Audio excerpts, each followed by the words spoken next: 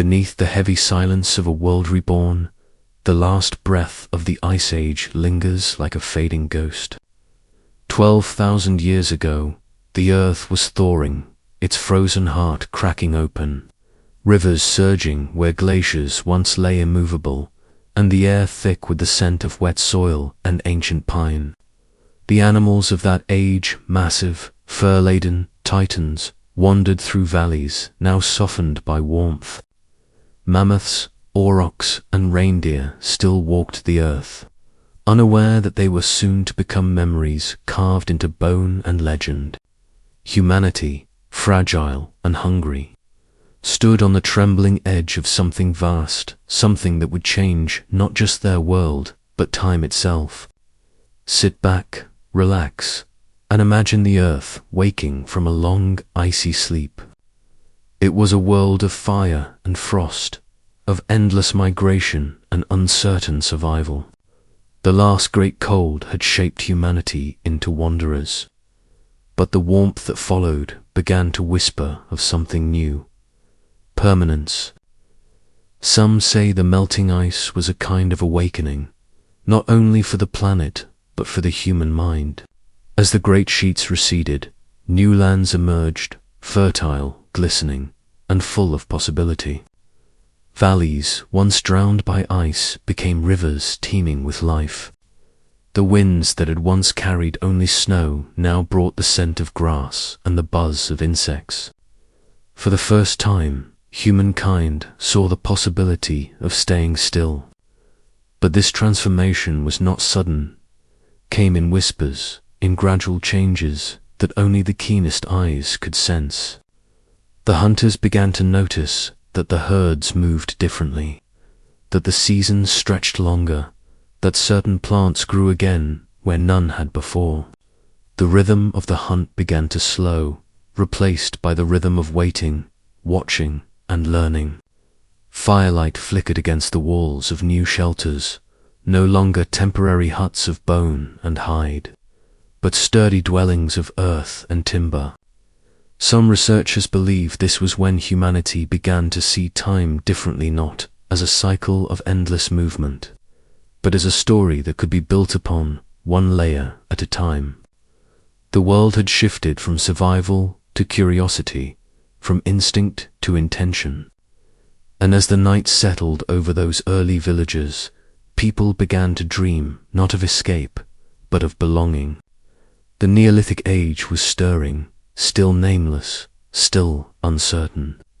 But its presence could already be felt in the warmth of a hearth, the softness of turned soil, and the simple miracle of staying in one place. From this fragile beginning, the seeds of civilization would take root, and humanity would learn the quiet power of creation. Yet even as the dawn rose over this new world, shadows lingered, old instincts, whispering warnings of hunger, of storms, of the unknown. The ice had retreated, but it had left something behind, a memory of struggle that would shape every step that followed. The question that hung in the air was simple, yet immense: could humanity tame the earth without being consumed by it? In the soft, mist-covered valleys that followed the retreat of the glaciers, something extraordinary began to unfold, something so quiet it might have gone unnoticed. Yet it would alter the entire story of humankind. It began with a seed, not a metaphorical one, but a literal seed, wild grains that clung to the edges of rivers, fragile stems that swayed beneath the cautious touch of early gatherers. They had been food before, of course, but now people began to see them differently. They began to notice that some patches grew thicker, taller, more golden than others. Some seeds, when dropped near the fire pit or along the paths of the camp, would return the next season, pushing through the earth in defiance of hunger. Perhaps it was accident, perhaps intention, but somewhere in that moment, the first act of cultivation took root. The Neolithic Age was not a single invention.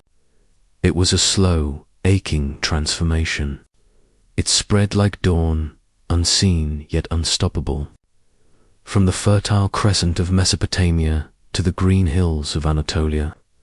Humanity began to form a bond with the earth that was deeper than survival. It was partnership. The land gave, and in return, humans stayed. They learned the pulse of the soil, the patience of rain, the rhythm of growth.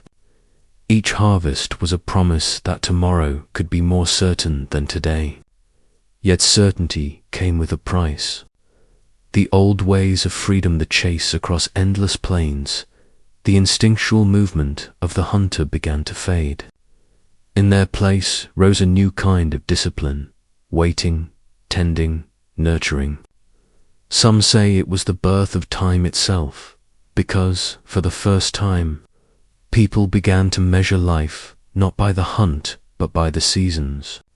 The settlements grew clusters of mud brick homes, smoke rising in soft spirals into the morning air. Dogs, once wild companions of the hunt, now slept beside the hearth, guarding grain instead of tracking prey. And where there was food, there was trade grains exchanged for obsidian, shells carried from distant coasts, pigments traded for flint. These tiny exchanges tied the world together in invisible threads that would one day become roads, empires, and economies. But beneath this quiet revolution, a subtle tension grew.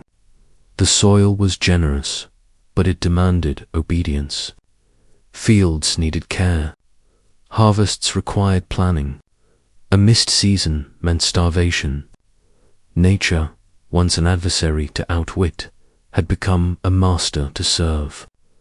Some researchers believe this was when humanity began to understand power not as force, but as control. The ability to make the earth yield was intoxicating. Villages turned to towns, and within their walls, hierarchies formed. Some people held more grain, others more influence, and slowly, the equality of the hunter-gatherer bands gave way to the beginnings of social order. Yet even in these early days, life was fragile. Floods could erase a season's work. Drought could break the promise of safety. The same earth that nourished could also punish.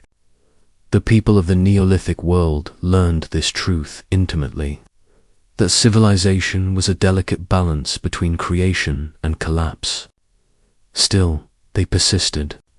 They built with clay and hope, trusting that tomorrow's harvest would justify today's labor.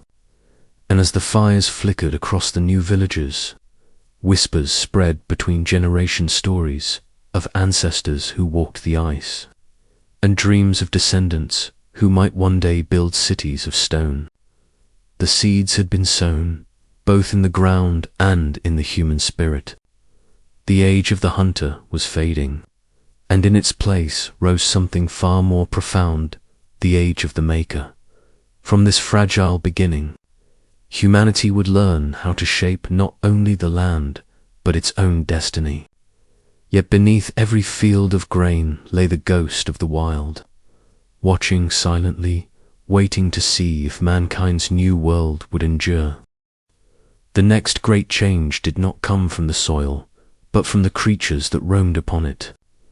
As the Neolithic world expanded, humans began to look differently at the wild herds that grazed along their riverbanks and valley floors. They had once been prey, fleeting shadows chased with spears and stones. But now, as people settled and grew accustomed to stillness, they began to see patterns where the herds moved, how they fed, when they bred. Curiosity became observation, and observation became control. It began with the dog, humanity's oldest ally, whose loyalty had already bridged the gap between wildness and hearth.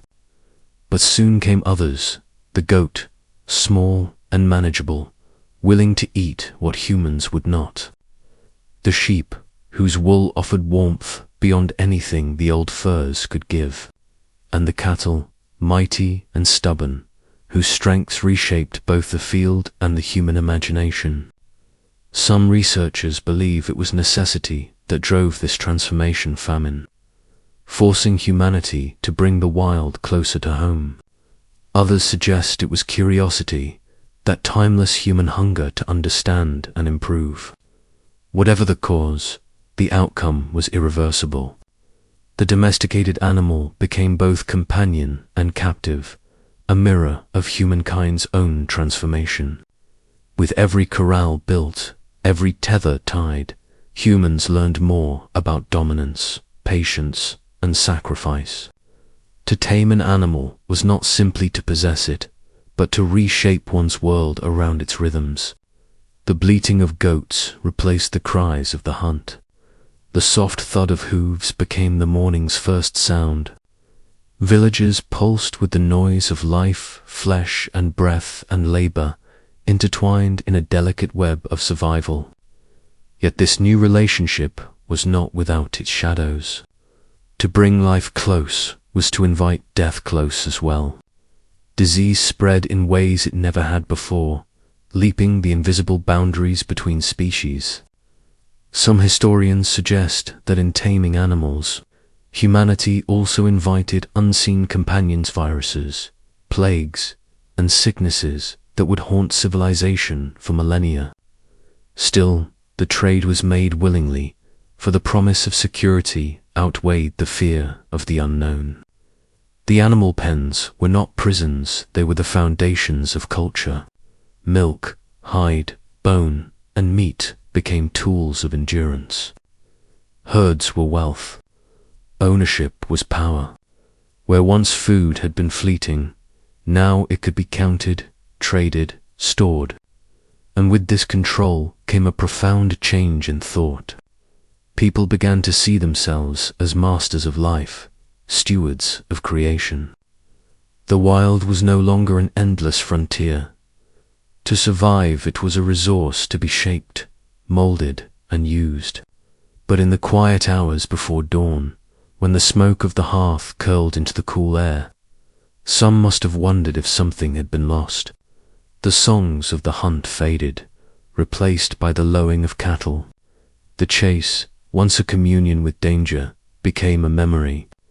Humanity had traded the thrill of the wild for the comfort of control, and though they did not yet know it, that trade would define the next 10,000 years. The animals that once represented freedom were now bound, their strength harnessed to plows and burdens, their bodies woven into the tapestry of human need. From the first penned goat to the first yoked ox, a silent transformation echoed through the Neolithic dawn. Man was no longer merely of the earth. He had begun to rule it, and yet, with every gain, there was a whisper of loss. The domesticated world was safer, yes, but it was also smaller, quieter, less alive with the chaos of chance. The Neolithic Age had taught humanity how to feed itself, but now it would begin to teach something far more dangerous: how to control everything it touched. Once the fields were tamed and the herds were claimed, humanity's gaze turned inward to the hearth, to the warmth that bound every family and every settlement together. Fire, that ancient companion of survival, began to take on new meaning in the Neolithic world. It was no longer merely a source of protection or cooking. It became a tool of transformation. In the flickering glow of the fire pit, something remarkable was discovered. When the earth itself was shaped and fed to the flames, it changed. Clay, soft and pliable in the hands, hardened into something eternal. And from that discovery, a new kind of creation was born: pottery. The first pots were simple, rough, their surfaces etched with the marks of the maker's fingers. But they carried something far greater than form. They carried permanence. For the first time, humanity could store time itself. Grains, seeds, water, all preserved within walls of hardened earth. No longer would the seasons dictate total dependence on the land's whim. With a pot came the power to plan, to endure the lean months, to imagine a future. Some archaeologists believe that the creation of pottery represented a psychological shift as much as a technological one. It marked the beginning of the human obsession with preservation, withholding, keeping, saving. The pot was not just a vessel. It was memory solidified in clay. Around these new creations, life began to revolve. The potter's hut became a place of mystery, where earth met fire and emerged forever changed. Each village had its masters of flame men and women who understood the language of heat, who could coax the elements into balance. Their skill elevated them, gave them reverence, even fear. The kiln became a sacred place, its heat a living heart within the settlement. In the rhythmic crackle of flames, humanity learned a new rhythm, the slow, deliberate patience of creation. Fire became an artist, and clay its canvas. The shapes evolved: broad-bellied jars, narrow-necked flasks, painted bowls whose designs told silent stories of harvests, rituals, and seasons. Some say the earliest symbols of human writing began as potter's marks identifiers scratched into wet clay, claiming ownership or recording content. The pot, in this way, became humanity's first book, the first medium through which thought was preserved. But there was another power hidden in this new mastery, the power of heat itself. As humans learned to control fire to shape clay, they also discovered that heat could alter other materials: stone, metal, even color. The Neolithic hearth became the first laboratory where experimentation danced with necessity. From pigment making to metal smelting, all of it began here in the humble fire of a village home. Yet, as with all things, there was balance and risk. Fire could create, but it could also destroy. Entire villages vanished in flames sparked by carelessness or storm. The same force that baked sustenance into permanence could consume everything if left untended. And so humanity learned respect, learned to treat the elements not as slaves, but as partners. The shaping of clay taught patience. The tending of fire taught vigilance. Together, they taught civilization itself. The pottery shards left buried in the soil tell this story even now. Thousands of years later, stories of hands that turned mud into art, of minds that looked at the earth and saw possibility. Through fire and clay, humanity found its voice, its permanence, its identity. The Neolithic Age was no longer only about survival. It had become about expression, about shaping not just the world outside, but the imagination within. From those glowing embers and spinning wheels, the foundations of culture were formed, fragile, beautiful, and eternal. And somewhere, as the first pot cooled in the ashes, the human spirit realized something profound, that the power to create was also the power to endure. The rise of pottery and fire marked a threshold, but it was the builders who carried humanity across it. As villages grew and generations layered upon the same soil, the people began to dream of permanence beyond vessels and tools. They began to build not merely to shelter, but to signify, to claim the earth as their own. At first, it was simplicity: mud walls, thatched roofs, circular huts pressed close together like the cells of a living organism. But over time, something changed in the collective mind. The homes became straighter, sturdier, aligned with the sun or the stars. Humanity was beginning to think architecturally, to impose geometry upon the chaos of nature. Every settlement carried within it a new kind of intelligence, a silent language of form and proportion. Walls grew higher, floors smoother, stones replaced reeds. The act of building was no longer a task, it was a statement, a declaration of belonging. Each wall said, "We were here." Each half said, "We endure." In this slow transformation, another class of mind was born: the builders, the ones who could see in 3 dimensions, who could imagine a dwelling before it stood, who could shape both space and time. They were not yet engineers, but visionaries in mud and timber. Their hands were rough, but their thoughts were architectural poems. They built for the living, but they also began to build for the dead. The first tombs appeared small mounds at first, then stone-lined chambers that mimicked the homes of the living. Death itself was given a place in the architecture of life. It was here that humanity took another invisible step toward the spiritual geometry that would later give rise to temples, pyramids, and cities. To build for the dead was to admit that existence had meaning beyond breath. It was to acknowledge memory as a force that deserved its own structure. Villages began to develop central spaces where people gathered, where food was shared, where rituals unfolded. The settlement became more than a collection of homes. It became a body, an architecture, its skeleton. Within that body, hierarchy began to take root. The builders who mastered space earned authority. Those who controlled labor and resources gained power. And thus, from walls and thresholds, the earliest seeds of governance were planted. Yet the beauty of these primitive structures was not in their symmetry, but in their spirit. Every stone, every post carried fingerprints. Every line drawn in mud carried intention. To build was to participate in creation itself.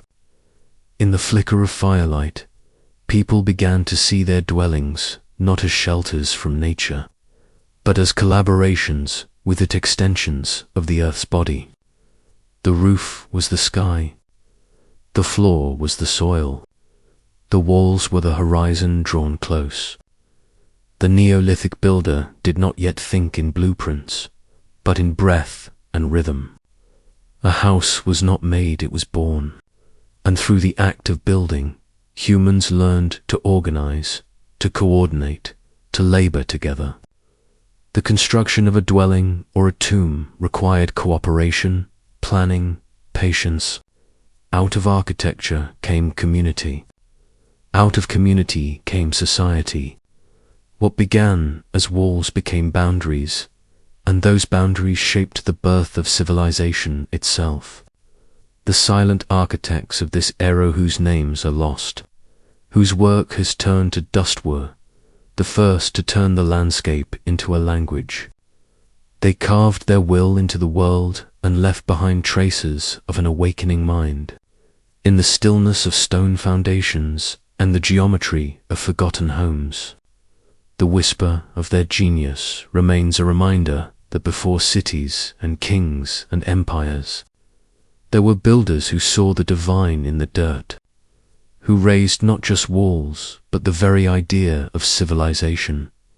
The earth had given warmth, the builders had given shelter, but the greatest transformation of all was yet to come, the taming of time itself through the cultivation of life. Somewhere in the cradle of this awakening world, hands that once gripped spears began to cradle seeds.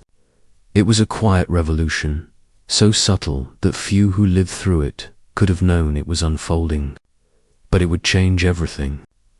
In the scattered clearings and soft river valleys, people began to notice that the plants they relied on could be persuaded to return, to grow again if placed with care into the soil. Wheat, barley, lentils, peas, small things, fragile things, yet full of promise. The hunter's patience turned into the farmer's devotion. Instead of chasing the rhythm of the herds, humans began to follow the rhythm of the seasons. They looked to the sky not to navigate, but to know when to plant. The stars became calendars, the rains became omens, and the soil became a teacher. Farming was not just work, it was faith. Each seed planted was a prayer to the earth, a hope that life would return multiplied. In the beginning, it was uncertain. Crops failed. Floods came. Droughts starved entire settlements. The people learned the hard way that to control nature was to risk being broken by it.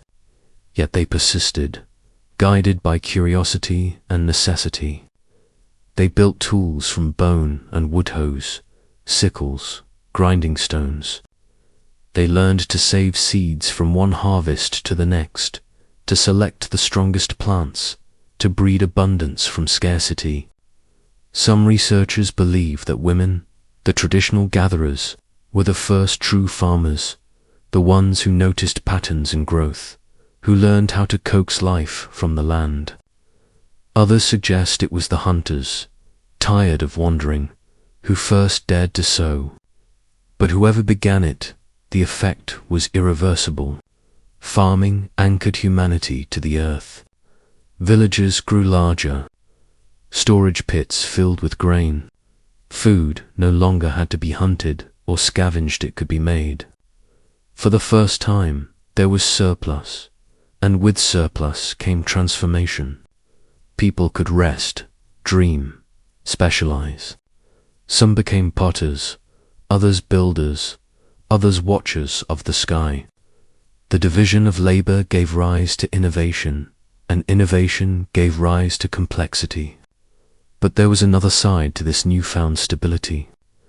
The soil demanded constant attention.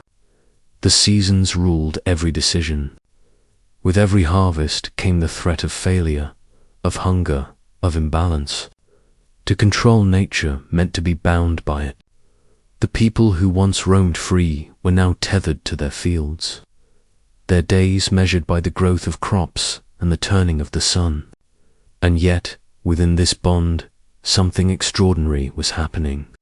Humanity was learning stewardship. The fields became extensions of the home. The earth became a partner in survival. The relationship between human and nature deepened into something almost sacred. Offerings were made before planting. Songs were sung to bless the rain. Farming was no longer a task, it was a covenant. The old instincts of the hunter still whispered in the blood, but now they were joined by the patience of the sower.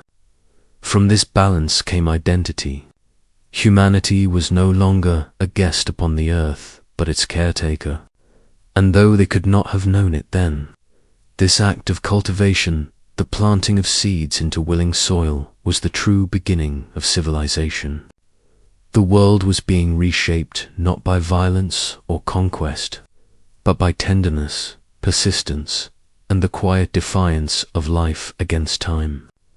Each crop that broke through the surface of the earth was a victory against chaos, and each harvest a reminder that creation was no longer the domain of the gods it belonged, now, to humankind. As the crops began to rise and the earth grew generous, another transformation stirred quietly at the edge of human life. The taming of the wild hearts that had once been both companions and prey. It began with observation. The hunter watched the animals he pursued and saw more than flesh and hide. He saw patterns, hierarchies, and a strange familiarity. The wolves that followed human camps for scraps, the goats that lingered near pastures, the oxen that grazed along the same riverbanks. These creatures began to blur the line between wild and known. Domestication was not an invention.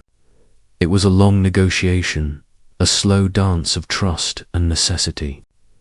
The wolves became dogs, not through command, but through coexistence. They guarded the camps, hunted alongside their human allies, and soon became woven into the very fabric of daily life. The people learned that some animals could be tamed, bred, controlled. Goats and sheep followed, their milk and meat feeding the villagers, their wool warming the people through cold nights. Then came cattle, massive, stubborn, yet indispensable. They became engines of power, pulling, carrying, ploughing. Humanity had found partners in survival. The wild world that once ruled them was now, piece by piece, becoming theirs to shape. This moment, often overlooked, was as revolutionary as the planting of seeds. For in taming the beasts, humanity was learning the essence of control, not just over nature, but over destiny itself. To domesticate was to impose order upon the unpredictable. Each tethered animal was a declaration that chaos could be mastered, that the raw pulse of wilderness could be transformed into harmony. Yet this control came with a price. Dependence replaced freedom. The people who once roamed untethered now found their lives measured not by the chase, but by the breeding seasons of their herds. The cries of newborn animals echoed through the dawns, binding humanity's fate to theirs. To lose a herd was to lose life. To protect it became sacred duty. In this bond between man and animal, emotions deepened in unexpected ways. Affection grew alongside utility. The dog was no longer a tool but a companion. The ox was no longer prey but a partner. People began to bury their animals, paint their images on cave walls, carve them into idols. It was as if the human heart had found a reflection in the creatures it tamed, a shared endurance, a mutual struggle for existence. Some researchers suggest that domestication changed not only the animals, but humanity itself. The rhythms of care and nurture softened once hardened instincts. The constant proximity to other living beings reshaped the mind, creating empathy, patience, and emotional depth. The same hands that once hurled spears now reached out to soothe, to feed, to heal. Civilization, it seemed, required gentleness as much as strength. But there was also power in this new relationship. The beasts made agriculture possible on a scale unimagined. They carried loads, plowed fields, guarded crops, and fertilized the soil. They turned the raw potential of the earth into abundance. For the first time, humanity's survival was not at the mercy of chance. It could be managed, cultivated, expanded. Villages grew larger, food surpluses multiplied, and populations swelled. The taming of animals marked the dawn of mastery, and with mastery came ambition. Yet beneath the calm rhythm of the herds, a quiet truth remained. The bond between man and beast was a fragile truce, not ownership. The wild still lived in their eyes, in their restless hooves and twitching ears, and deep within the human heart. The memory of the hunt still lingered, the knowledge that to dominate life was also to be bound by it. In the stillness of evening, when the fires burned low and the distant calls of animals echoed across the plains, early farmers must have sensed that they were no longer merely surviving in the world, they were shaping it. But in shaping it, they were also reshaping themselves.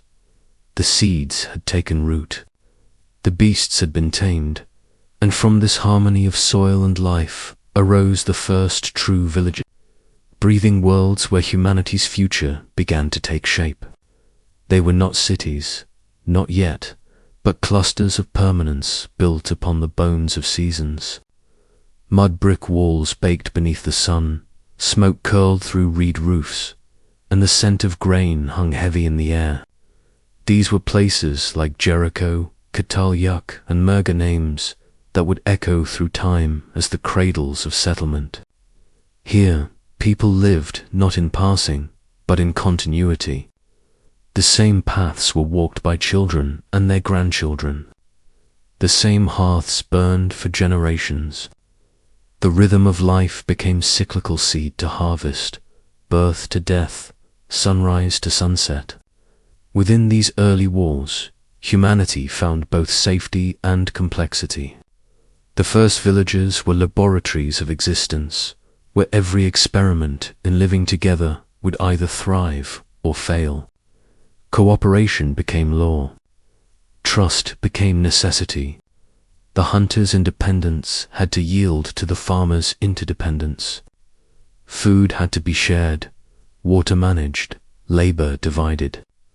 In this quiet social evolution, language deepened, rituals formed, and identity took root. But even in peace, there was tension. With food and shelter secure, new questions began to rise. Who owns the land? Who leads? Who decides? Hierarchy, that silent serpent, began to coil through the settlements. Some gathered more grain, others fewer. Some were born into labor, others into leisure. The balance between unity and inequality wavered, a reflection of human nature itself.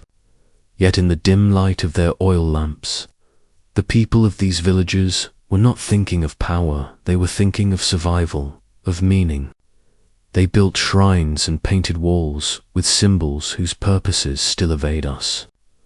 Bulls' heads, goddesses, circles, hands pressed in pigment, these were the first expressions of a spiritual consciousness grounded not in fear of the wild, but in gratitude for the fertile. The divine had moved closer. The gods were no longer in the storms or mountains. They were in the fields, in the grain, in the womb of the earth itself.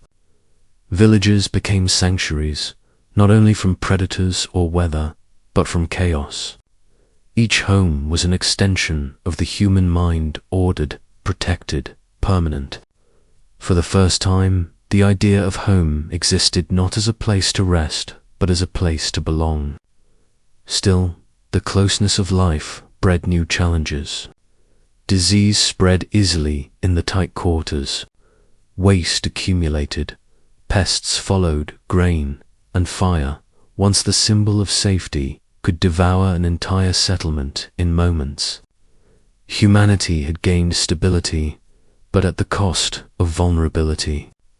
The earth was generous, but also jealous. It demanded constant labor and punished neglect. Through hardship, innovation bloomed. Clay was shaped into bricks, stone was used for foundations, and storage pits became the prototypes of architecture. Each improvement whispered of something greater, an instinct that would someday raise cities from dust. At night, when the wind moved through the narrow alleys and the animals stirred in their pens, the villagers must have felt the pulse of something larger than themselves, an invisible force binding their lives together. They were no longer scattered tribes chasing herds under cold stars. They were a people, sharing one rhythm, one breath. Some researchers suggest that this was when the concept of we first truly emerged. The understanding that humanity was strongest not in solitude, but in connection. The village was not just a collection of homes. It was a living organism, pulsing with memory and promise.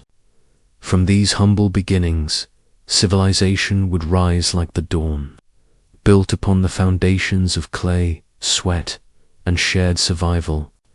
But in the quiet spaces between their fires, the villagers could not have known what they had unleashed: the first true networks of power, trade, and culture. From this moment on, humanity's destiny would no longer be written by nature alone. It would be written by human hands. As villages grew and harvests swelled, something unexpected began to stir. Web of movement stretching beyond the borders of each settlement, weaving connections between distant valleys and unfamiliar faces. Trade was born not from greed, but from necessity, curiosity, and the subtle rhythm of exchange that pulsed through every living thing. A village rich in obsidian but poor in salt reached out to another that had what it lacked.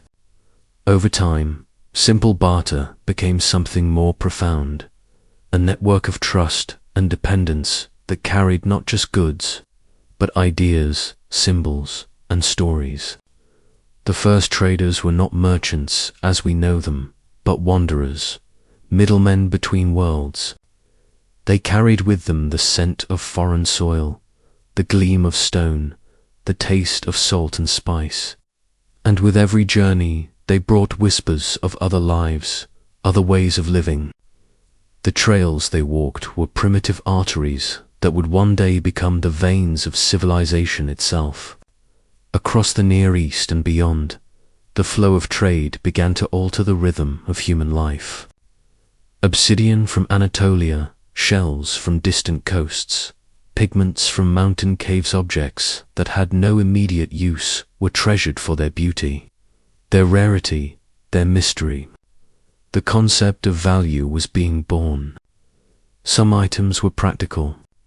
Others carried meanings beyond their form, symbols of status or devotion. In this exchange, humanity discovered the allure of possession. Yet trade was not only material, it was cultural. Alongside the goods came knowledge, how to shape a pot more evenly, how to store grain longer, how to heal wounds with herbs from another land. The world, once fragmented by wilderness, was becoming connected by intention, and within that connection, something invisible grew. Language evolved, concepts spread, technologies migrated. Civilization was beginning to think collectively, even if its people did not yet realize it. But trade also brought its shadows. With movement came competition. With competition came conflict. Villages once self-contained now had something to lose: wealth, prestige, resources. The desire to protect what was gained gave rise to boundaries, and boundaries demanded defense. The first walls were built not to shelter from beasts, but from one another. Yet behind the tension, the greater truth remained. Trade was life. It was motion, and motion meant progress. Every polished stone and clay bead carried within it the echo of 1,000 footsteps, the murmur of languages long forgotten. Some researchers believe that trade routes were the earliest form of human globalization, delicate, sprawling web that transformed isolated communities into the early framework of nations. But beyond economics, there was wonder. Imagine the awe of a farmer seeing a material from hundreds of miles away, a glittering black stone sharper than any flint, or a shell that once knew the breath of the sea. These objects were not merely exotic, they were proof that the world was larger than anyone had imagined. Trade turned imagination into geography. It taught people that beyond their horizon, life continued, and that humanity was not confined to one valley, one mountain, one tribe. The trader became a kind of pilgrim, a messenger between realms, and with every exchange, a thread was woven into the growing tapestry of civilization. In the glow of their fires, early people must have looked upon their gathered goods and wondered how far the earth truly stretched. How many others were out there shaping, trading, dreaming. And as these networks deepened, the pulse of the Neolithic world quickened. Villages began to specialize. One became known for its tools, another for its pottery, another for its herds. Diversity emerged within unity, and from this harmony of exchange, a new kind of human story was being written. The world was no longer small. It was wide and humming with possibility. Trade had turned the earth itself into a living conversation, and humanity was learning, for the first time, to speak across its vast expanse. As goods and stories flowed between villages, the mind of humanity began to change in ways no one could see but everyone could feel. Words spoken by mouth began to feel fragile, fleeting, too easily lost to time or distance. The people who traded, who built, who farmed, began to search for a way to make thought permanent, to give memory shape. And from that yearning, symbols were born. At first, they were marks scratched into clay, patterns carved into bone, impressions pressed into wet mud beside a kiln or granary. Some represented quantities, the number of animals, the measure of grain. Others hinted at meaning beyond measure marks for ownership, for prayer, for the mysteries of birth and death. Slowly, the language of symbols began to weave itself into the fabric of daily life. These early signs were not writing as we know it, but they were its ancestors, the first attempts to bind the intangible within the tangible. A curved line could mean water. A dot could stand for the sun. A triangle might represent a blade or a mountain. Each village developed its own signs, its own visual dialect born of necessity and imagination. Some researchers believe these early systems were used to record trade, to track debts and exchanges. Others suggest they were spiritual codes of offering and remembrance. But whatever their purpose, they marked the beginning of something profound, humanity's desire to remember itself. Before symbols, everything depended on memory and speech. But memory fades, and speech dies with the speaker. A symbol, however, endures. It carries intention across time, across generations. To mark a sign into stone was to defy oblivion. And so the Neolithic people began to think in layers, to see that meaning could live beyond the body. They painted on cave walls, etched on pottery, carved into wood and bone. The act of marking became a ritual in itself, a way to fix presence into the flow of time. In these marks, the mind was evolving toward abstraction, toward the ability to think, not just in things, but in ideas. The symbolic mind was the birth of art, of religion, of science. It was the invisible seed of civilization. Villages began to take on visual identities, distinct motifs, recurring shapes, geometric harmony that hinted at shared beliefs. The walls of Catalyak, covered with ochre and symbols, spoke of a people who no longer saw their homes as mere dwellings but as canvases of thought. The Neolithic world was speaking in a silent, universal tongue of form and symbol. Even as trade connected their bodies, symbols connected their souls. They allowed humans to express awe, fear, gratitude, things that could not be traded or measured. The earliest symbols of fertility, the mother figures carved from stone and clay, appeared in this time-rounded, powerful, eternal. To hold one was to hold the earth itself, to believe that life could be summoned from soil and flesh. These figures were not idols in the modern sense, but expressions of hope, of continuity, of the unseen cycles that governed existence. And just as the people shaped these figures, the figures began to shape them. Symbolic thought made humanity aware of meaning itself. Every object could carry significance. Every act could echo eternity. The world was no longer a place merely lived. In it was interpreted, reflected upon, imbued with purpose.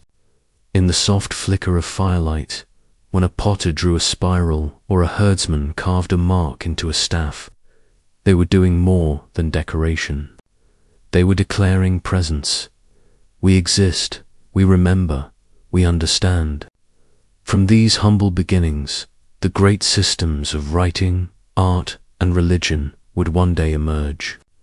But in the Neolithic night, it was enough that a simple mark could hold a world.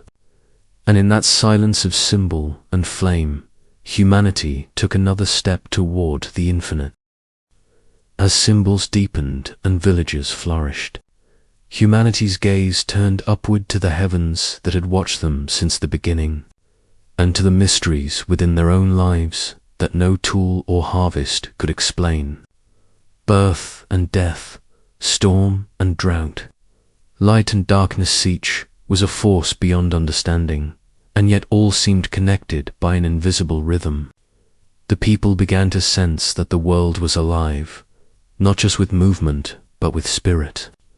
The Neolithic mind was awakening to belief. Across valleys and plains, the first rituals began to take shape.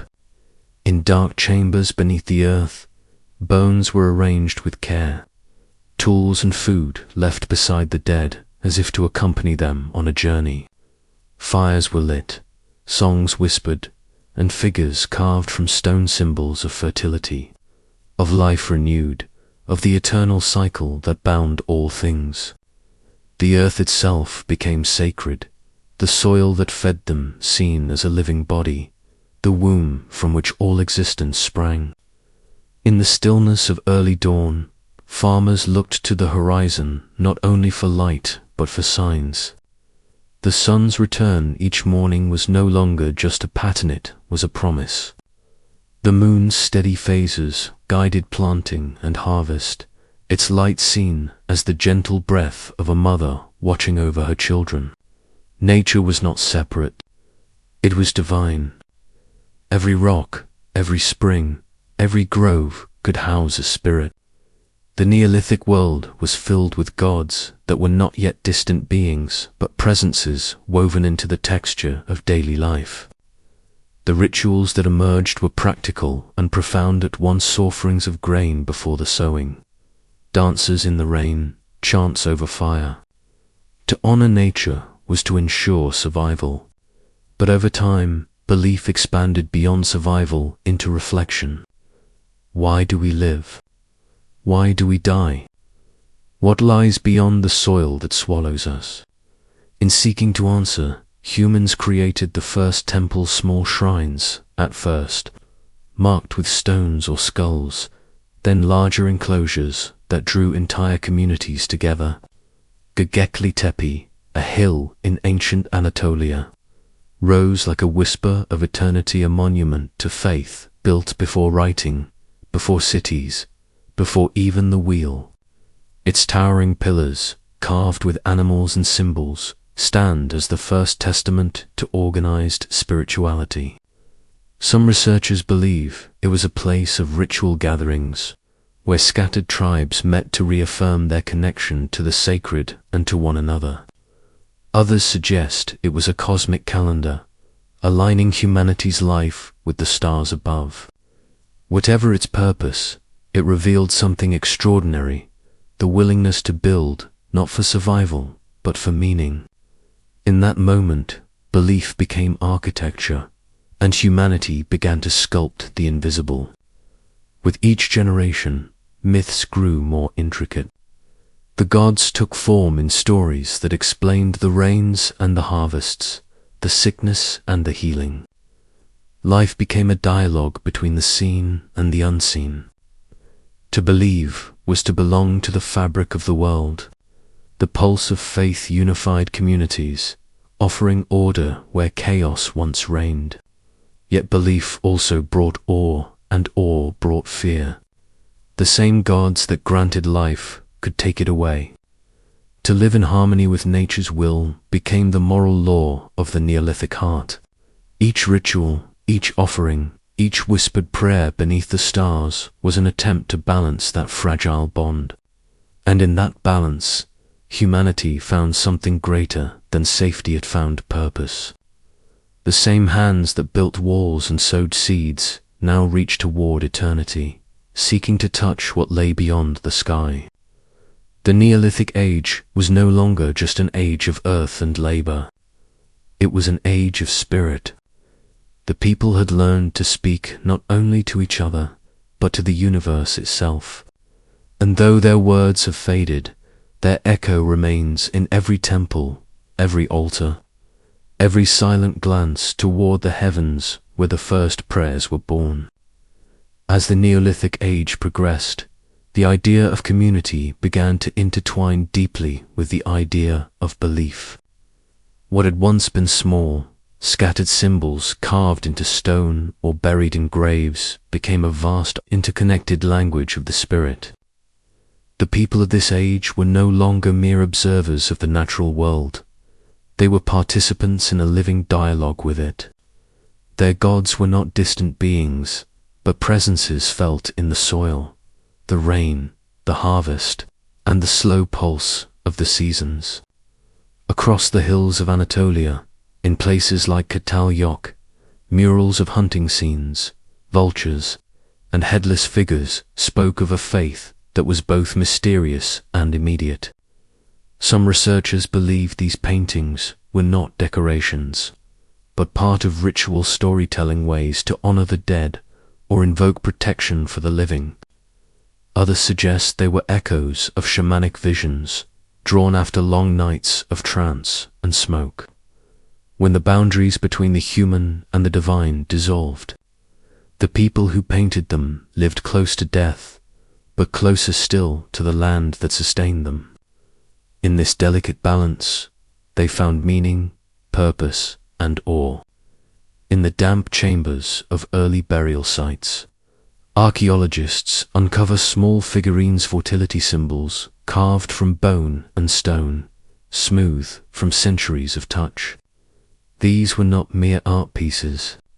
They were carried, cradled, and buried with reverence. They represent the sacred feminine, the giver of life, the embodiment of Earth's abundance. Yet beside them lie weapons, tools, and tokens of male power, showing that the Neolithic mind was not one of opposition but of duality. Life and death, creation and destruction, male and female all existed as parts of one eternal cycle. And perhaps that was the first great philosophical awakening of humanity, the recognition that everything is connected. Night follows day, seed follows harvest, birth follows death. The rituals they performed were not empty gestures, they were attempts to mirror that cosmic rhythm, to stay in harmony with forces larger than themselves. Fires were lit on high hills to call the sun back from the horizon. Drums beat in the silence of winter to wake the slumbering earth. And offerings were placed at riverbanks to thank the waters for their endless giving. Some of these traditions still echo faintly in modern celebrations, though their meanings have long been forgotten. As we move deeper into this age of transition, the relationship between humanity and nature grows ever more intimate and yet ever more fragile. With the spread of agriculture came ownership of land, of animals, of time itself. For the first time, boundaries began to appear where once there had been none. The Neolithic world was shifting from shared survival to structured civilization. Walls rose around settlements, not only for protection, but to define who belonged within and who did not. And in that subtle transformation from community to control, the seeds of future empires were sown. The gods, once everywhere, began to take form in specific places, in shrines, in idols, in temples. Some believe this centralization of the divine mirrored the rise of leadership, of chieftains and councils, of hierarchy taking root. The Neolithic people may not have known it, but they were crafting the foundations of the modern world, not through conquest or invention, but through belief. As night fell and fires flickered against stone walls, they looked at the same stars we do, wondering, questioning, feeling both small and eternal. In their chants, their offerings, their dreams, they were not merely surviving. They were awakening to what it meant to be human. Yet, beneath that awakening, a new tension was brewing, between freedom and order, between nature and mastery. The next chapter of their story would not be written in harmony, but in struggle. As centuries passed, the balance between humanity and the natural world began to tilt. Villages grew larger, and what once was shared among all began to be measured, divided, and controlled. The fields that had been tilled by families became territories guarded by tribes, and for the first time, the idea of ownership extended beyond simple survival. The Neolithic Age, once defined by harmony and adaptation, now found itself at the edge of transformation. The soft rhythm of the seasons still guided life, but beneath that steady pulse, something new. With the success of agriculture came surplus, and with surplus came power. Not everyone had to farm anymore. Some became potters, weavers, traders, and builders. The simple life of the early Neolithic began to branch into complexity, into specialization. And in that complexity, the first threads of inequality began to appear. Archaeological evidence from sites across Europe and the Near East shows that certain houses were larger, better built, and stocked with more goods. Some graves were lined with ornaments of bone and stone, while others were plain and empty. It is in these small details that we glimpse the birth of social hierarchy, the quiet shift from a world of equals to one of classes. Yet even as this transformation unfolded, the people remained tied to their ancient beliefs.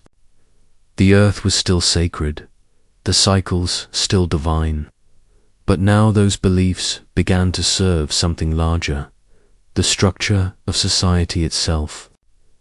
Temples replaced caves, and rituals became ceremonies led by priests rather than shamans. The gods, once wild and formless, were given names, faces, and roles. They became rulers of harvests, guardians of flocks, patrons of families. It was faith refined and organized, and through it, humanity found both unity and control. The great megalithic monuments of the late Neolithic massive stones raised toward the heavens were not merely tombs or markers. They were symbols of permanence, of human will shaping the landscape. Standing stones, henges, and dolmens rose across the coasts of Britain, France, and Iberia, each one a silent declaration that people were no longer at the mercy of nature, they could command it.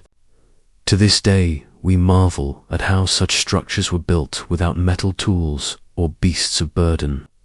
But perhaps the answer lies not in technology, but in purpose. These were communities bound by faith and vision, working together to leave their mark on eternity. Some researchers believe these monuments tracked celestial movements, aligning with the solstices and equinoxes. Others think they were communal centers where generations gathered to remember their ancestors. Whatever their purpose, they carried one message: permanence. The Neolithic people, once wanderers of the wild, were now architects of time. But permanence came with a price. As land became more valuable, conflicts began to rise.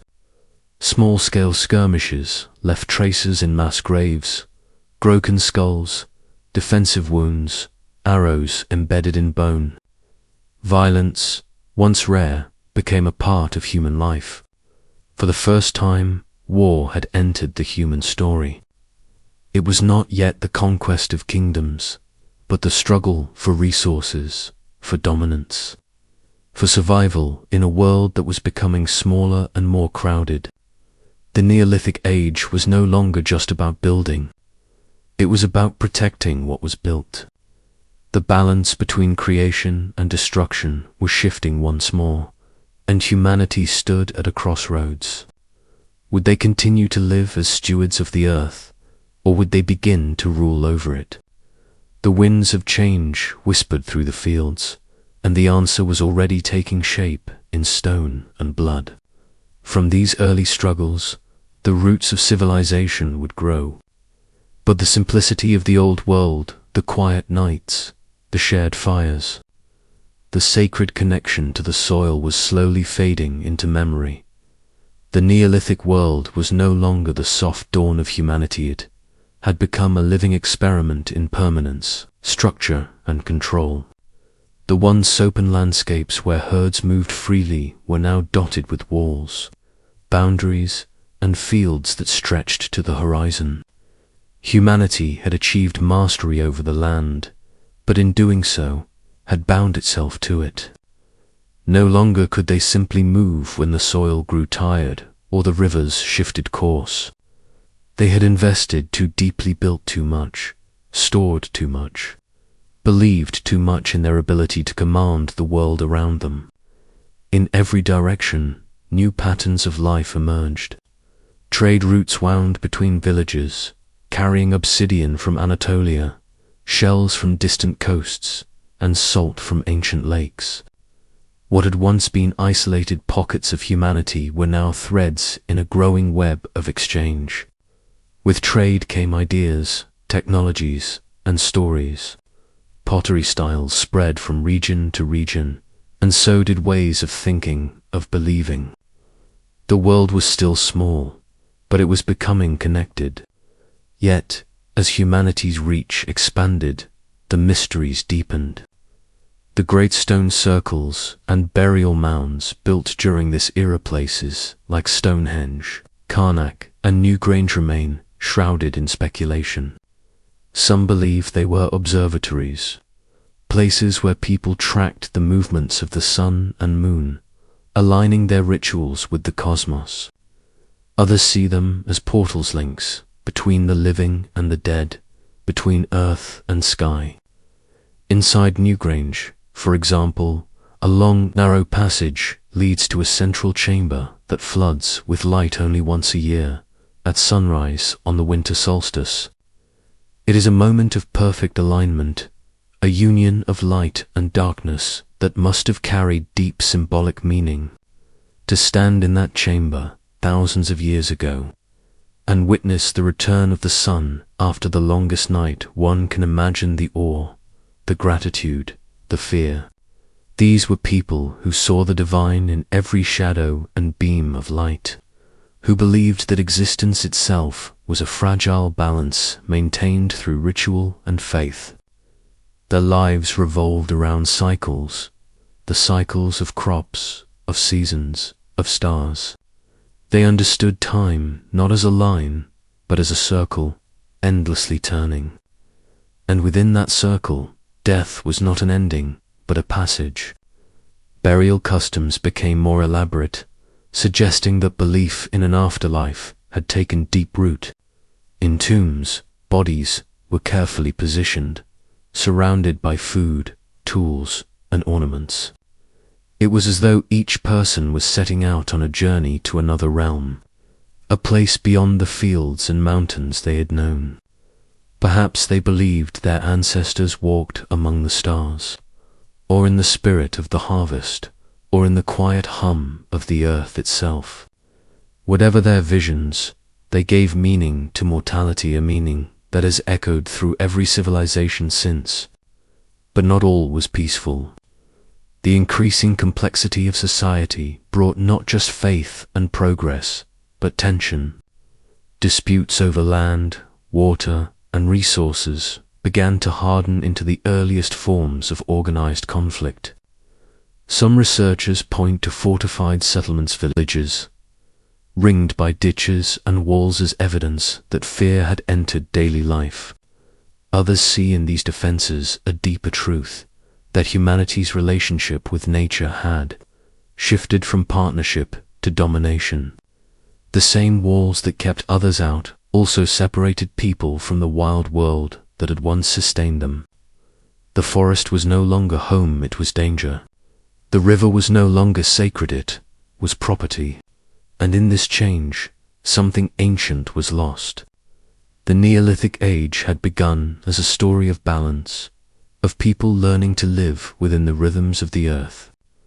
But as it moved toward its end, it became a story of separation, a quiet, irreversible turning point.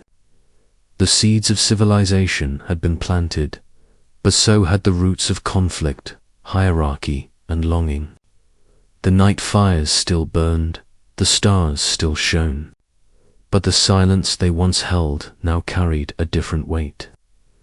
The echo of a humanity that had begun to dream of more than survival, to dream of control, legacy, and eternity.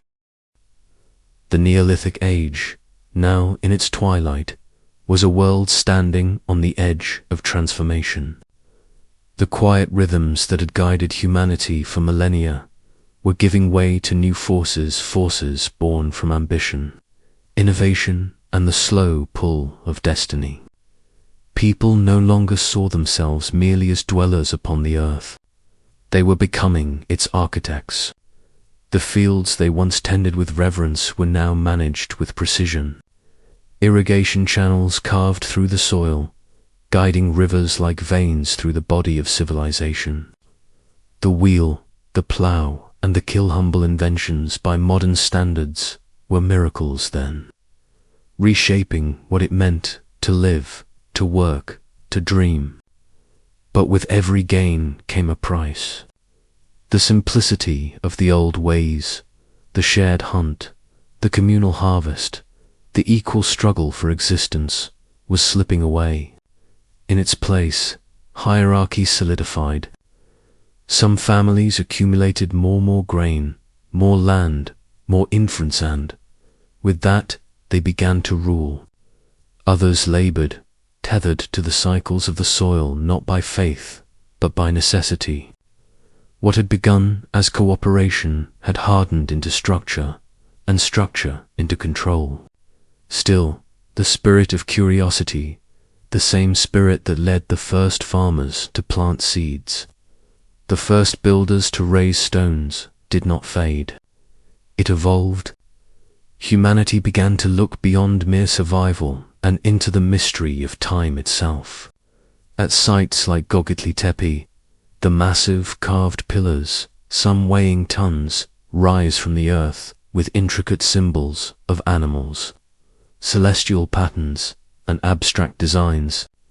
Though it predates much of the Neolithic timeline, it stands as a haunting reminder that even in the dawn of agriculture, there was already an ancient hunger to reach beyond the visible world. These monuments were not homes or fortresses. They were temples, places where belief and creation fused, where the spiritual and the physical converged.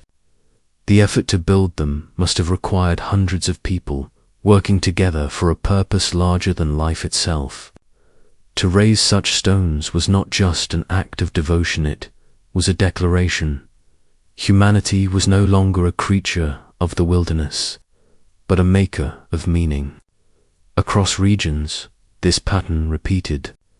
In the river valleys of Mesopotamia, the fertile lands between the Tigris and Euphrates drew settlers like a beacon. Villages became towns, and towns grew into the first cities. Here, in this cradle of cultivation, the final whispers of the Neolithic world gave birth to something entirely new, the beginning of civilization. Clay tablets would soon record harvests and trade. Walls would rise to defend not just homes, but nations.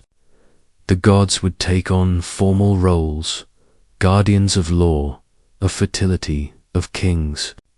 But before the Bronze Age dawned, the Neolithic world still held on to its fading magic.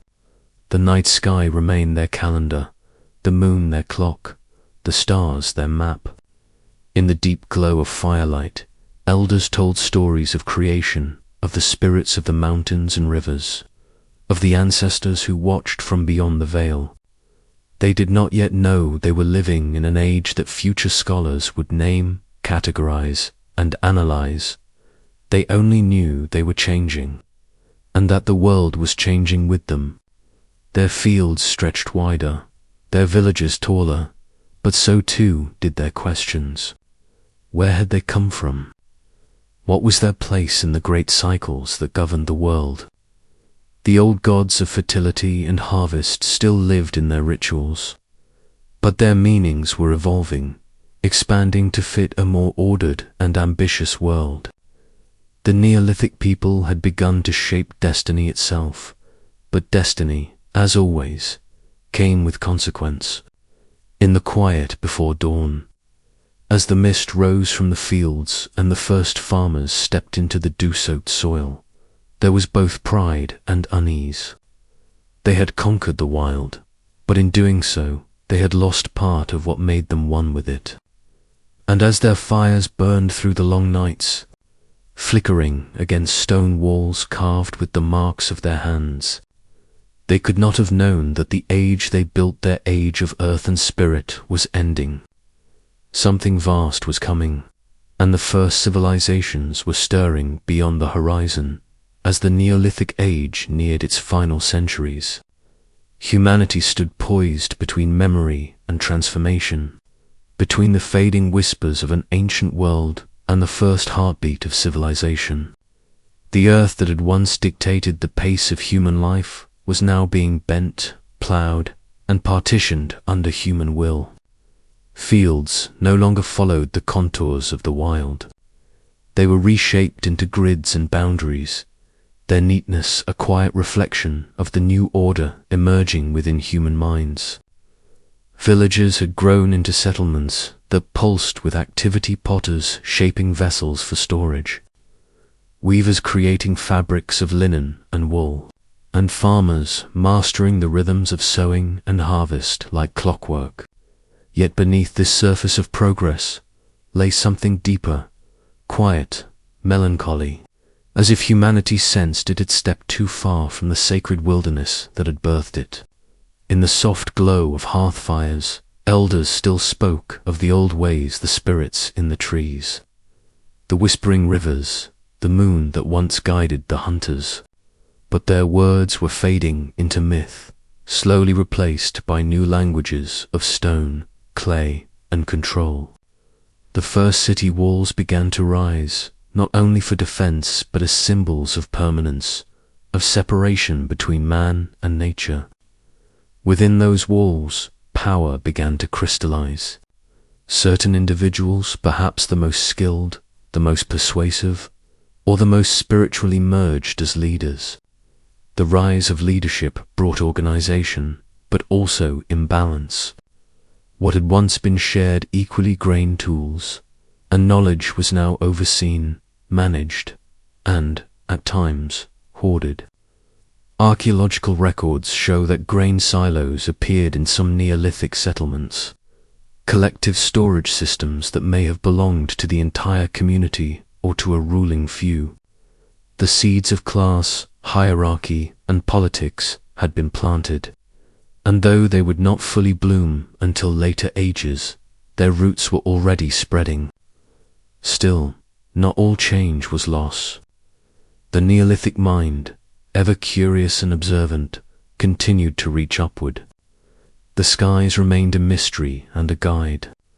In places like Nabta Playa in the Egyptian desert, circles of stone aligned with the rising of the stars. Early observatories built by shepherds who watched both their flocks and the heavens. These alignments suggest a growing awareness of cosmic patterns, an early astronomy born not from science, but from reverence. The people of the Neolithic were beginning to understand the universe as a vast rhythm, a system of cycles not just on Earth, but in the heavens. The same curiosity that once led them to plant seeds in the ground now drew their eyes to the stars. Their tools improved, their art evolved, and with each innovation came new layers of meaning. Pottery became more than practical, it became storytelling. The intricate designs painted and carved onto clay vessels spoke of identity, of region, of lineage. In their patterns, we glimpse the beginnings of culture, of art as communication. It was as though humanity had discovered not only how to live, but how to remember. Yet time was moving faster now. The stability that agriculture had once promised was no longer enough. Populations grew, pushing against the limits of the land. Forests were cleared, rivers redirected, and tensions flared as neighboring groups competed for fertile soil. Where the hunter once saw open plains, the farmer saw borders. And borders, as history has often shown, bring conflict. The bones, unearthed in ancient mass graves, tell quiet stories of violent sorrows, fractures, and burn mark signs that peace had begun to fracture under the weight of human ambition. The Neolithic Age, once a testament to harmony, was now the prelude to civilization's struggle for dominance.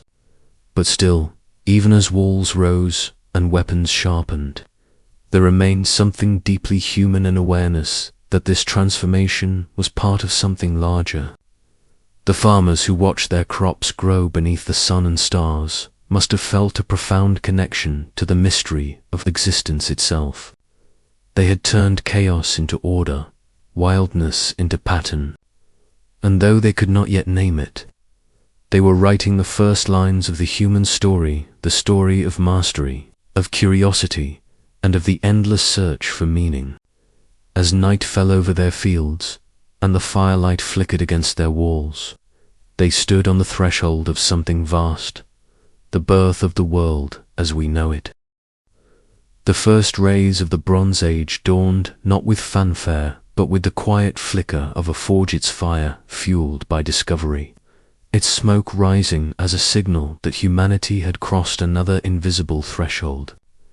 It was a transition both material and spiritual, where the old ways of the earth were melted down and reforged into something harder, sharper, and more enduring. Bronze, born from the union of copper and tin, changed everything.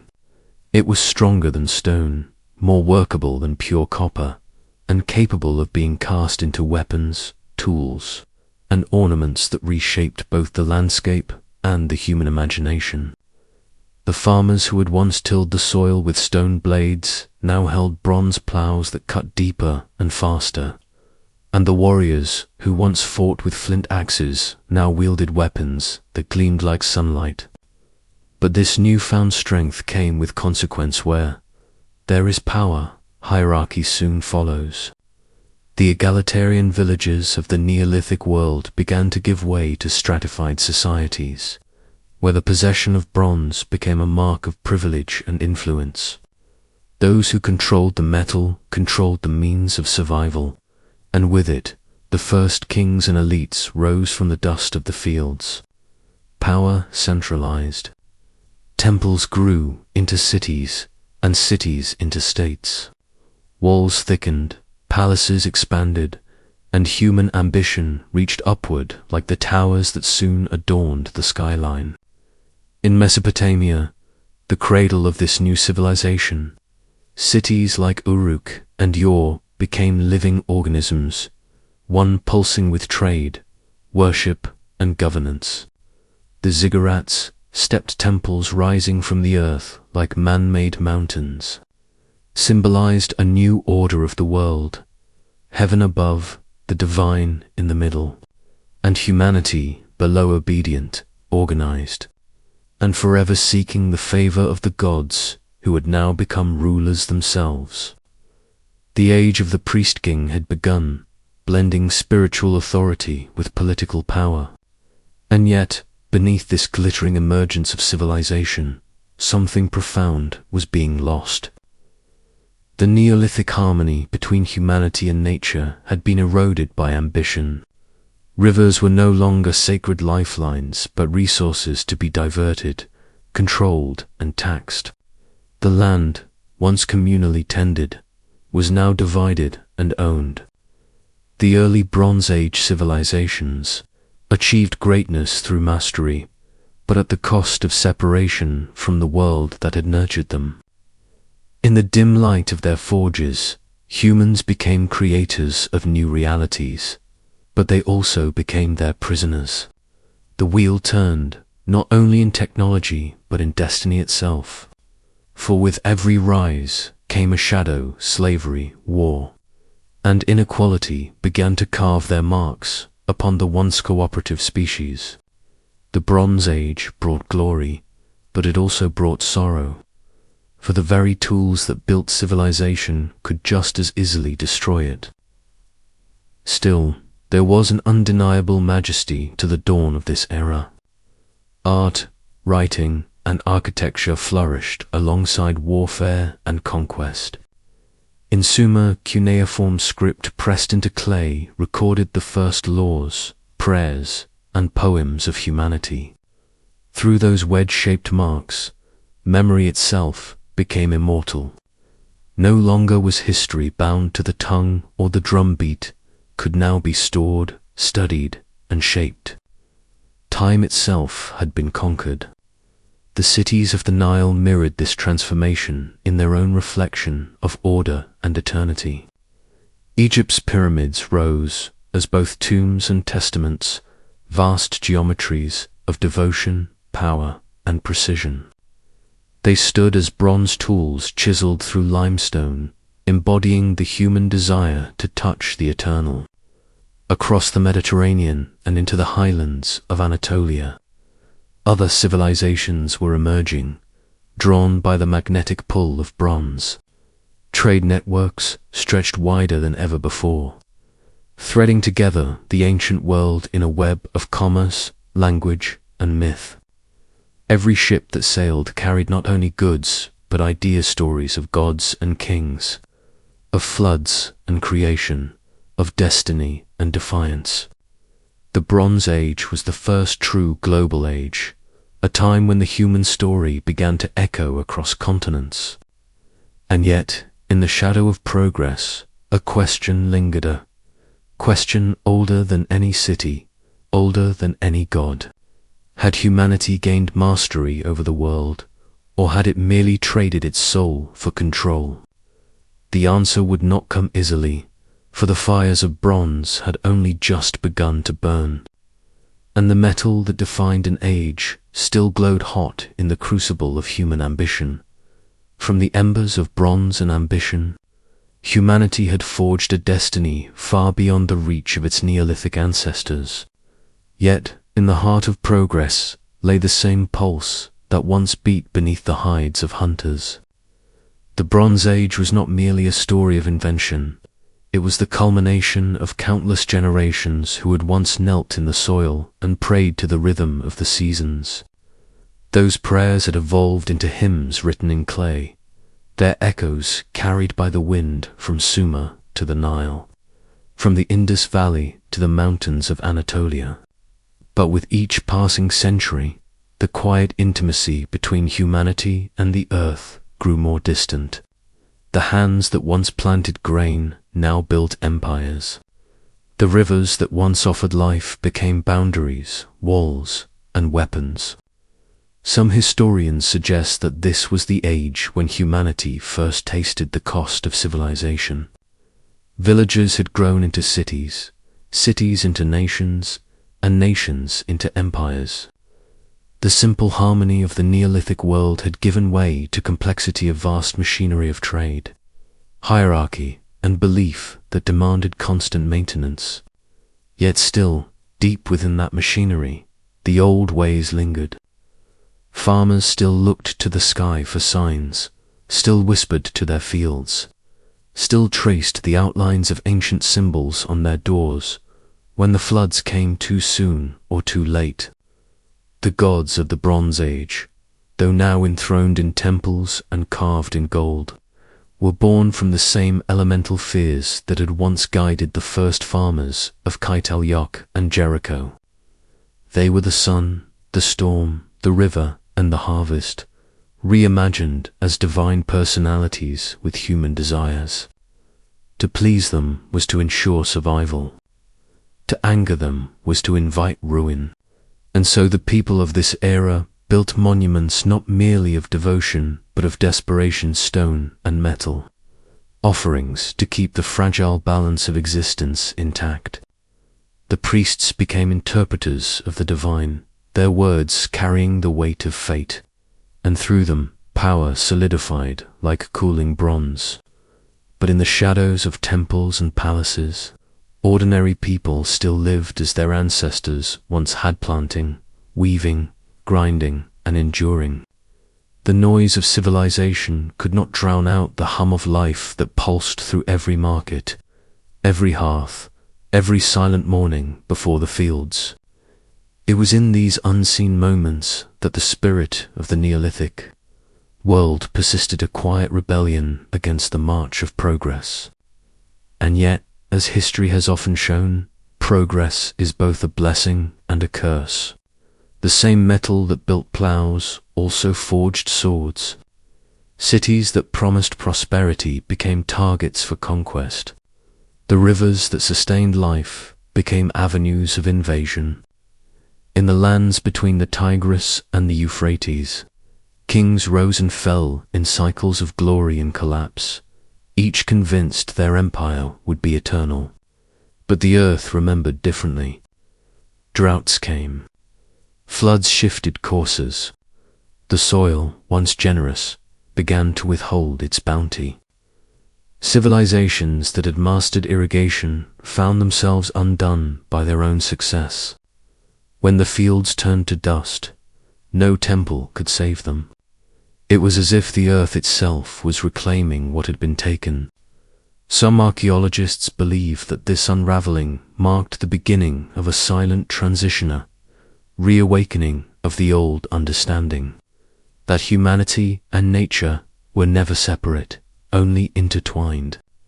The lessons of the Neolithic Age, buried beneath centuries of bronze and ambition, began to whisper again. In the ruins of cities, people returned to the land, relearning what their ancestors had known without words, that survival was not domination, but cooperation. The cycle was repeating, not as regression, but as remembrance. The great civilizations of the Bronze Age had shown the heights humanity could reach, but they had also revealed its fragility. When power collapsed, when the metals dulled and the monuments crumbled, all that remained was the same truth that had guided the first farmers the earth provides, but only if respected. As twilight fell on the Bronze Age, the world began to shift once more. Iron was stirring in the mountains, sharper, stronger, and colder. A new age of metal was about to dawn, and with it, humanity would once again reshape its destiny. But beneath the clang of forges and the march of armies, the memory of that first quiet seed planted in Neolithic soil would endure a reminder that every empire, no matter how mighty, begins and ends in the dust. The Iron Age emerged not in the echo of triumph, but in the whisper of necessity. A time when the old certainties of bronze crumbled and new powers rose from the ashes of fallen kingdoms. It was the age of harder edges, colder tools, and sharper ambitions. Iron, once a rare and stubborn metal locked deep within the earth, was coaxed into submission by human ingenuity and desperation. As the great Bronze Age empires waned under the weight of famine, warfare, and collapse, a new kind of resilience was born, one not built on opulence, but on endurance. The blacksmith became the new priest, his forge the new altar. Where once men worshipped the glint of bronze, now they bowed before the hiss of molten iron, a metal that promised not beauty, but survival. This was not a gentle transition. The Iron Age tore through the remnants of the old world like a wildfire, igniting revolutions of culture, warfare, and belief. Kingdoms that had once been defined by trade and temple now became defined by conquest and control. Iron was the great equalizer. It could be found in abundance, and with it, even the smallest tribe could arm itself against an empire. From the fields of Anatolia to the valleys of the Indus, from the forests of Europe to the shores of China, the sound of hammers on anvils replaced the quiet rhythm of the plough. The earth, once sacred and fertile, became a battlefield once more. Yet even as war spread, so too did innovation. Iron ploughs cut deeper into the soil, opening new lands to cultivation. Tools became stronger, buildings taller, and weapons deadlier. Human ambition had never burned so brightly or so dangerously. The balance that the Neolithic farmers had once tended was now a distant memory. The Iron Age did not merely shape civilizations, it hardened them. Social hierarchies deepened, borders tightened, and armies became the new instruments of faith. The gods themselves changed no longer. Were they the gentle spirits of harvest or rain, but fierce warriors and kings, armored and bloodthirsty, demanding sacrifice and loyalty. Some scholars believe this was when humanity truly became estranged from the natural world. The soil was no longer seen as a partner, but as a resource to be exhausted. Forests fell to feed the furnaces. Rivers ran dark with soot and ash. But in this transformation, there was also an undeniable brilliance, creative fire that no other age could match. The Iron Age gave birth to legends and philosophies, to empires and republics, to art and architecture that defied decay. Greece rose from the ruins of Mycenae to dream of democracy and reason. Rome would soon follow, forging an empire from discipline and order. Across the East, China's dynasties mastered metallurgy and governance in ways that would define their culture for millennia. Iron connected the world as never before. Trade routes expanded, carrying not only metal but ideas, mathematics, astronomy, and the written word. The pulse of civilization quickened, and with it, humanity's vision of its place in the universe began to shift. The Neolithic promise of stability had long faded, replaced by a restless drive to dominate, to understand, to transcend. Yet beneath the iron and smoke, beneath the temples and armies, something older still lingered. The same curiosity that once led a hunter to plant a seed now drove philosophers to question the stars. The same instinct to build shelter now inspired the construction of cities that touched the clouds. The spirit of the Neolithic Age, its quiet wonder, its reverence for the simple act of survival, was not lost. It was transformed, hidden beneath layers of progress and pride, waiting for rediscovery. And as the Iron Age thundered forward, shaping the modern world from its molten heart, humanity stood once again at a crossroads. It had mastered the materials of the earth, but not yet the nature of itself. For every empire that rose, another would fall. For every blade forged, another would break. The story that began with the first seed in fertile soil had come full circle, now written in iron and fire, reminder that even the hardest metal cannot outlast the fragile heart that wields it. And so, as the smoke of the Iron Age settled across the horizon of human time, the long shadow of the Neolithic stretched quietly behind it, forgotten by most, but never truly gone. Beneath the ruins of cities, beneath the bronze and iron relics buried in the soil, the memory of that first dawn still whispered in the wind, the age when humankind stopped running and chose to stay, when firelight first met the walls of a permanent home, and when a single seed in the earth became the beginning of civilization itself. All that came after the empires, the gods, the wars, the wonders, were but echoes of that ancient choice: to sleep, to plant, to stay.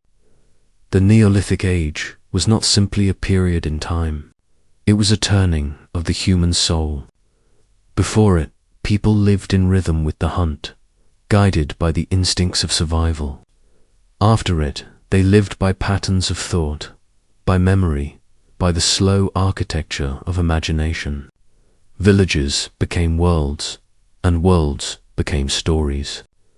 The same hands that once shaped flint now carved symbols into clay tablets, weaving the first fragile threads of history. And as millennia passed, those threads intertwined into the vast tapestry of human existence, stretching across continents, binding generations, and carrying within them the pulse of the first farmers who gazed across fields of green and wondered if they had, at last, found peace. Yet peace was never permanent. The same soil that nurtured crops also bred envy and ambition. The same rivers that gave life could drown it. The Neolithic dream of harmony had always been balanced on the knife's edge of necessity. It was not paradise but paradoxa, fragile equilibrium between human will and nature's patience. Every civilization that followed inherited this silent tension. The monuments of Egypt, the temples of Mesopotamia, the walls of China stood upon foundations first laid in those early fields. The Neolithic Age had ended in name, but its heartbeat continued through every act of cultivation, every spark of invention, every whispered prayer for rain.